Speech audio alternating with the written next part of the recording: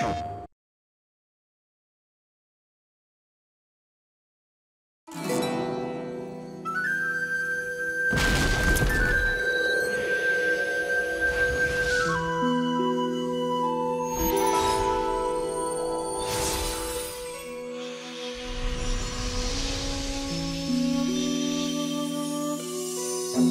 knew from the beginning we wanted it to be based around Celtic mythology, and we wanted a particular feel toward the world, so this feeling of a world suffused with magic. Our biggest draw was the Irish culture and Celtic influence in general.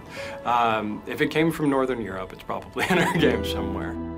We fight banshees. We bring up ancient war spirits. We have Celtic pixies running through magical forests. Ancient things called bogies.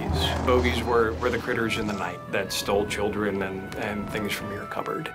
It's filled with knots and ghosts and sprites and bogies, but really it's brought into a modern understanding. We wanted to make sure to ground our game in some real mythology because we were going for an archetypal story. We wanted something that would be close enough to the medieval fantasy themes that gamers are very familiar with, but still fresh enough at the same time that it would feel like a new take on them.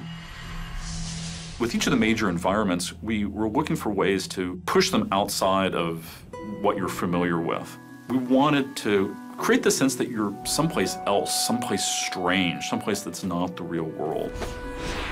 The foresting door! I can see it! We took our worlds and we really gave them a rich visual treatment that made them look just frankly stunning and beautiful. And a place that even if you weren't playing the game, you would be really enjoying just getting to walk through it and sort of marveling at the architecture and the flora and fauna, the way the light played off the surfaces. The elves who built a lot of this stuff, they don't build like humans do. They grow things organically. There's something sort of unsettlingly strange about the way the buildings are constructed in these spaces. They're not built like normal human buildings. So all of the ruins that you see in the Endless Stair, they don't feel like crumbled stone. It's like the stone has all been like grown like plants. Everything has sort of this sinuous feel to it, and then it's toppled and fallen over.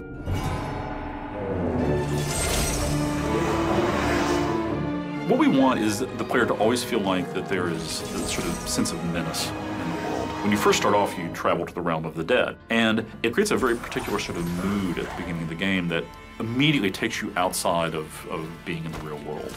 The whole idea behind Lockbarrow is wandering through a graveyard on a midsummer's night. It's this enormous ruined fortress that is filled with mist, and there's ghostly hands that are reaching up out of the ground every place you go. We call them the Restless Dead, long-lost battle spirits from Irish Celtic songs.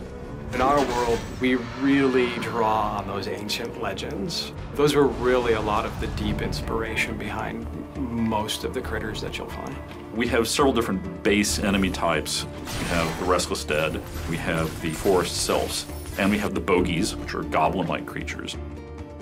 There's all different types of bogies. There's fire shamans, ice shamans, there's bogie suicide bombers that have big bombs above their heads. There's warriors that just go berserk and run at you. We tried to create a silhouette and a profile that was far enough removed from goblins and trolls that it could be a fresh and original character. Hey!